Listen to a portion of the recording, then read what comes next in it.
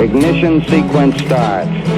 6, 5, 4, 3, 2, 1, 0. Liftoff. We have a liftoff.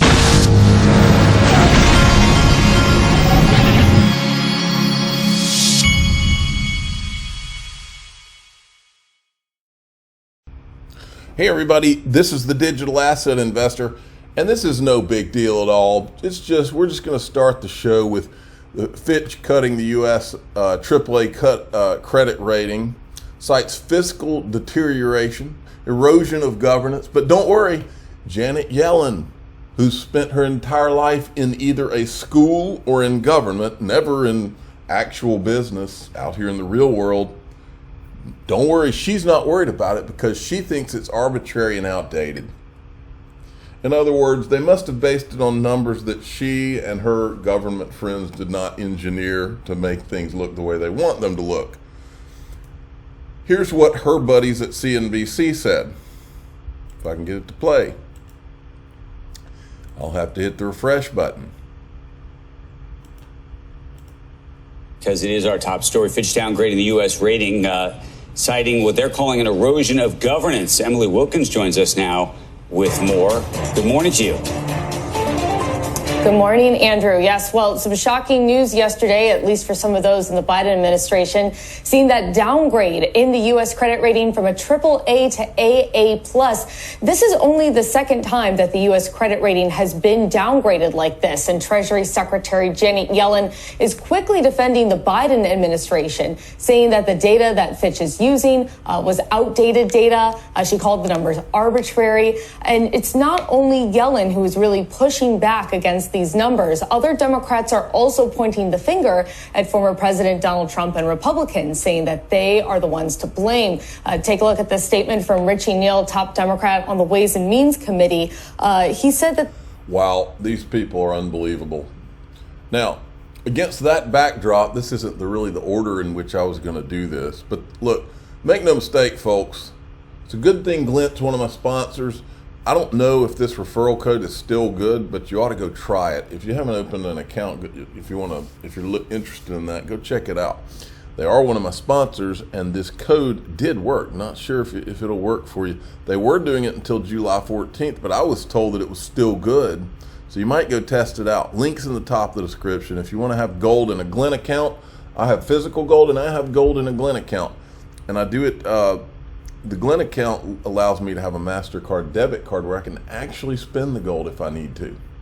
The way our government is going, we need all the help we can get to protect our wealth.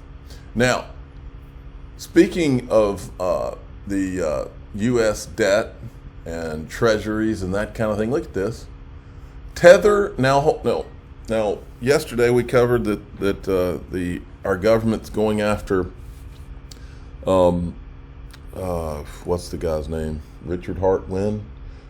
You know, on the surface it looks like it might be a good one to do, but why aren't they going after Tether? Why is Tether, look at this, Tether now holds more U.S. treasuries than Australia, the UAE, and Spain. Their operation profits were also $1 billion plus for the quarter. For context, BlackRock, the world's largest asset manager, were in a similar ballpark with 1.6 billion. Folks, if Tether's not a government operation, then I've got an igloo here in South Georgia that's still for sale. Temperatures are reaching as high as 100 degrees, but it's still a really great deal in an igloo. Now, then you got this. U.S. government has launched an investigation against BlackRock, the world's largest asset manager, for its Chinese investments. Now, folks, there is no way on the planet that they are legitimately launching an investigation against BlackRock when the freaking president of the United States has obviously been bribed by China. There's something to this. This is like some kind of distraction or something, in my opinion. Now, look at this. Not a reminder, because I don't think I've mentioned it. Today, there's going to be a Twitter Spaces. This is going to be interesting. There's going to be a Twitter Spaces that link to my sponsors doing with Axiom Space. Go check that out. I guess they're going to be doing it from the link to thing here. So set your reminder. This is how you do that. Reminder set. Check this out. The official Cool Guy, the Digital Asset Investor channel, had, her name is Shannon Thorpe, had her on last night. She sounded very nervous about talking on the Twitter Spaces. She is apparently a Wells Fargo Treasury, their Treasury Department. And listen to what she said. This is 3 minutes, 51 seconds, but it's well worth it. I was in the banking world. I've been in banking since 2006. At the time when I found out about XRP, I was actually working in cash operations. And that's kind of how I've always looked at it, was that cash is one day going to go bye-bye. Like, it's not going to be a thing anymore. I have to be, is this recorded? This is like going to be recorded, right? We could start up another non-recorded if you want. Well, I just kind of have to be careful with what I put out in the universe. But I'll just say that there are countries who are already moving away from cash. Right. I mean, we've seen that. It doesn't look like public. It's pretty much public knowledge as well. Yeah. And then the pandemic sped that up a lot. Oh, for sure. For sure it did. And I honestly believe it. They were partly testing that. Whether anyone agrees with me or not, it's just what I believe. But yeah, so for instance, over in other countries, like any new customer, they're not going to be offered any product or service that requires check or cash. Wow. And that's for every new customer. Yeah. So, I mean, it's happening, but when you try to come out into the space and talk about it, people are like, well, where's your proof? Where's your proof? And I'm like, I'm an employee. Like, I can't give you the proof. Like, I don't know what more I can do to kind of help wake people up that there is going to be a major global financial shift. The great thing about this space is that everyone is spot on. Like, when I entered this space, it was to only confirm what I hear, what I see. So everything that's going on right now, it is happening. It is real. I don't really know how to express it or explain it more than that without, putting my career on the line. But I'm not under an NDA, but I am under, or I can't speak to things specifically with Wells Fargo, and so I won't. But I can say that this is going to be global. We already know that, and I don't know what else I'm allowed to say from here. I still have to, talk back with corporate. I haven't even talked to them yet. Shannon, fully. I really don't even think Ripple, I feel, would be. They will be the one entity, I guess I could say, that is going to take over global payments. I just see it. That's my personal opinion. I don't work for Ripple. I'm not endorsed by Ripple. They're going to make a dent in the universe. They said it too. Yeah. And I mean, there's a huge problem globally within the financial system. And honestly, no bank has been able to communicate with one another, ever. That's never been a thing. Bank of America cannot communicate with Wells Fargo. That's why we have SWIFT and all these other third parties in place. These banks cannot communicate. And I feel like that is where the game changer is with Ripple, is that this puts everyone on the same network. And I just, in my mind, this is bigger than what most people can fathom in their own mind. And I'm just trying to push the info out there. I mean, I don't know how else to get people on board, but it's too late. Well, apparently a lot of people thought that was interesting. We have 150,000 views of that little clip. Let's see what 159,000. I think Shannon is famous. Stuart Alderati on Closer Read. The Terra judge actually agrees that orange groves alone are not securities without promises. In fact, I was sitting here thinking, I think Stuart Alderati is enjoying his redemption. And I think that if this whole attorney thing does not work out, he's got a future in social media. Stuart, I'm welcome. I'm happy to help you.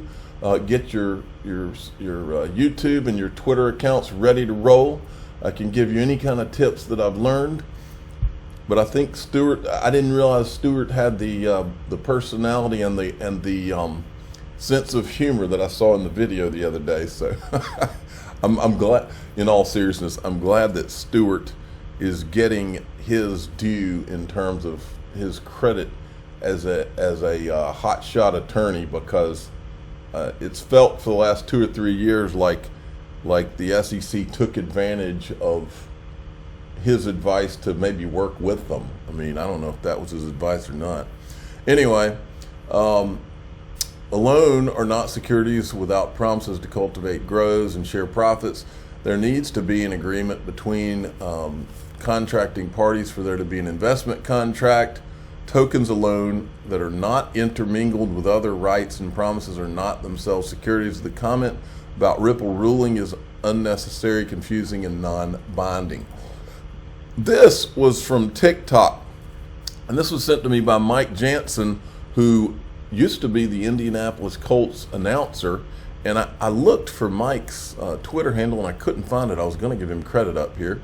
I don't know if he got off Twitter or what, but this is another attorney who gives an interesting take on on a couple of things, but also why he thinks that the SEC will not appeal. A whole bunch of assets shot up in price after a decision was released in the XRP lawsuit. I'm a regulatory attorney by trade, and so I have an analysis for the crypto asset investors. Remember, this is all about how crypto assets move. Prior to this decision, regulators have been saying that all crypto assets are securities and need to move like securities. The problem with that is that crypto assets won't work if they need to move like securities. Security laws say that securities can only move between government licensed intermediaries, but crypto assets are usually part of consumer facing software applications. And so they need to move freely between consumers and the software applications. For example, you need to expend ETH to use the Ethereum software, and you wouldn't be able to do that if your ETH was held by a broker on Wall Street who hasn't updated their website since 2002. So that last week, Judge Torrens rejected the regulator's argument, ruling that specifically XRP is not a security is a big deal, because now that risk that has been facing builders for the past 5 years of regulator punishment just got reduced. This is huge for DeFi and the investors of DeFi, which is basically that collection of software applications that use crypto assets to function. Interestingly, the SEC should be hesitant to appeal too,